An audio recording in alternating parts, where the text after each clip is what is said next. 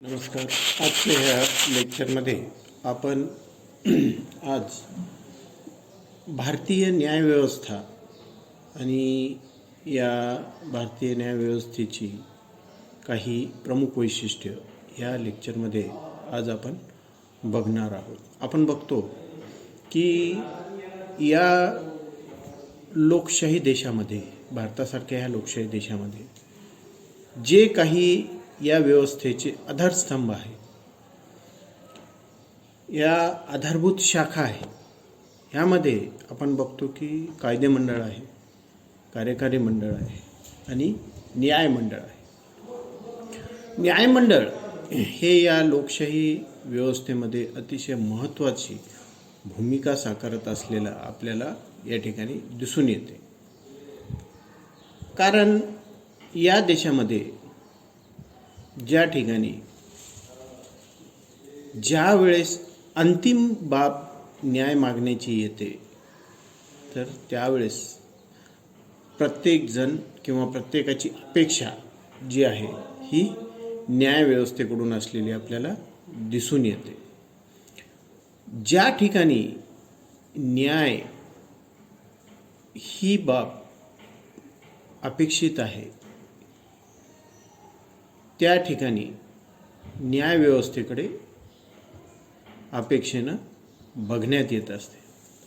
न्यायव्यवस्था हा या लोकशाही व्यवस्थेचा फार मोठा आधारभूत स्तंभ आहे आणि न्यायव्यवस्थेच्या भूमिका, न्यायव्यवस्थेच्या कार्यामुळेच आपण बघतो की या भारतासारख्या देशामध्ये सुद्धा लोकशाही व्यवस्था यशस्वीपणे नांदत असलेली आपल्याला या ठिकाणी दिसून येते. भारतीय न्यायव्यवस्था ही एक स्वतंत्र, एकात्मिक आणि पदानुक्रमित म्हणजे हेरार्किकल असलेली प्रणाली आपल्याला दिसून येते. भारतामध्ये जी न्यायव्यवस्था आहे ही कशी आहे? एक स्वतंत्र, एकात्मिक आणि पदानुक्रमित असलेली आपल्याला दिसून येते. या न्यायव्यवस्थेची जी रचना आहे ती स्वतंत्ररित्या या ठिकाणी निर्मित करण्यात आलेली आपल्याला दिसून येते. देशाची राज्यघटना आणि कायद्याचे ही न्यायव्यवस्था जी आहे ती रक्षण करीत असलेलं आपल्याला दिसून येते. या न्यायव्यवस्थेच्या सर्वोच्च स्थानी आपण बघतो की सर्वोच्च न्यायालय असते, तर त्याच्या अधीनस्थ उच्च न्यायालय, जिल्हा न्यायालय, कनिष्ठ न्यायालय ही असलेली आपल्याला दिसून येतं. त्याचप्रमाणे संविधानाच्या भाग 5 मध्ये कलम 124 ते 147, राज्यघटनेच्या भाग 5 मध्ये कलम 124 ते 147 नुसार आपल्याला या ठिकाणी केंद्रीय न्यायव्यवस्था, युनियन ज्युडिशियरी ही या ठिकाणी दिसून येते. या न्यायव्यवस्थेची काही वैशिष्ट्य आपल्याला या ठिकाणी आज प्रामुख्याने बघायची आहेत. ही न्यायव्यवस्था ही या पदानुक्रमित एकात्मिक स्वरूपात कार्य करीत असलेली आपल्याला या ठिकाणी दिसून येते. त्या पातळीवरील इश्यू हे त्या पातळीवरील न्यायालयामध्ये बघण्यात येतात, डील करण्यात येतात.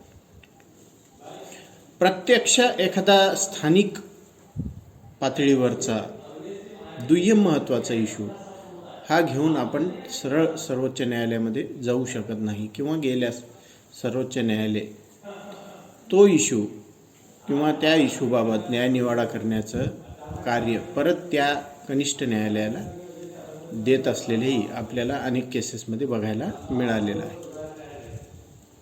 न्यायव्यवस्थेची सर्वात महत्त्वाची बाब म्हणजे न्यायव्यवस्था ही स्वतंत्रपणे एकात्मिक स्वरूपात कार्य करते. ती कोणत्याही दबावामध्ये ही येऊ शकत नाही. तशा प्रकारचे प्रोव्हिजन्स तशा प्रकारच्या तरतुदी ह्या आपल्या राज्यघटनेमध्ये करण्यात आलेल्या आहे. त्यामुळं कुठेही न्याय नाही मिळाला तरी पण न्यायव्यवस्थेकडे किंवा न्यायालयामध्ये आपल्याला निश्चित स्वरूपात न्याय मिळेल ही आशा अपेक्षा या ठिकाणी जनसामान्यामध्ये आपल्या देशात असलेली दिसून येते. भारतामध्ये राज्यनिहाय अशी वेगवेगळी न्यायव्यवस्था नाही, तर केंद्र आणि राज्यांसाठी एकच अशी पदानुक्रमित अशा स्वरूपाची न्यायव्यवस्था आहे. जसं संपूर्ण देशाचं सर्वोच्च स्थानी आपण बघतो सर्वोच्च न्यायालय आहे, त्याच्या अधीनस्थ उच्च न्यायालय आहे. हे उच्च न्यायालय हे विविध राज्यांमध्ये याच्या शाखा आहेत.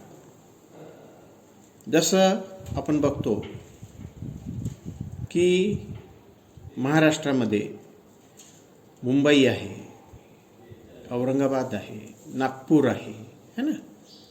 आता नव्याने याचं खंडपीठ कोल्हापूर या ठिकाणीही सुरू होत आहे. तर अशा पद्धतीनं ही पदानुक्रमित न्यायव्यवस्था केलेली आहे आणि ही कोणत्याही एखाद्या राज्यासाठी स्वतंत्र अशा स्वरूपाची न्यायव्यवस्था त्या ठिकाणी नसते, तर ती अशा स्वरूपाची केंद्रीय एकात्मिक स्वरूपाची न्यायव्यवस्था आपल्या देशामध्ये असलेली आपल्याला दिसून येते. हे सर्वोच्च या न्यायव्यवस्थेच्या सर्वोच्च ठिकाणी सर्वोच्च अपिलीय न्यायालय आहे, त्याला आपण सर्वोच्च न्यायालय असं म्हणतो. आणि हे सर्वोच्च न्यायालय दिल्लीमध्ये देशाच्या राजधानीच्या ठिकाणी असलेलं आपल्याला दिसून येते. आणि ह्या सर्वोच्च न्यायालयाचे जे काही निर्णय असतात, हे निर्णय सर्व देशाला बंधनकारक असलेले आपल्याला या ठिकाणी दिसून येतात.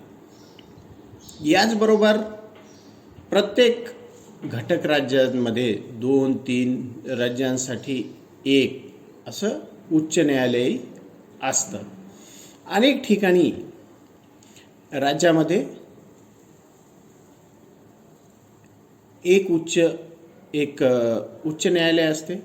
ह्या उच्च न्यायालयाची विविध खंडपीठे ही वेगवेगळ्या ठिकाणी असलेली आपल्याला दिसून येतात. तसेच कधी 2 राज्यासाठी मिळून सुद्धा एक उच्च न्यायालय असलेलं आपल्याला दिसून येते. हे घटक राज्यातील सर्वोच्च न्यायिक संस्था असते. उच्च न्यायालय हे घटक राज्यातली सर्वोच्च अशा स्वरूपाची न्यायिक संस्था असते.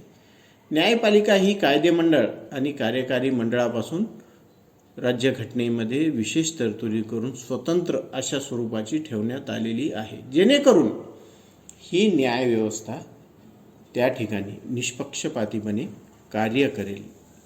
ह्या बाबीची प्रामुख्याने काळजी त्या ठिकाणी घेतलेली आहे. न्यायव्यवस्था ही संविधानाचं रक्षण करण्याचं कार्य करते. संविधानाचं प्रामुख्याने रक्षण करण्याचं कार्य ही न्यायव्यवस्था करते. न्यायव्यवस्था ही मूलभूत हक्कावर गदा येऊ नये, मूलभूत हक्क नागरिकांचे मूलभूत हक्क संरक्षित ठेवण्याचं कार्य ही न्यायव्यवस्था करीत असते. याचबरोबर संविधानाचं रक्षण करण्याचं कार्यसुद्धा ही न्यायव्यवस्था करीत असलेली आपल्याला या ठिकाणी दिसून येते.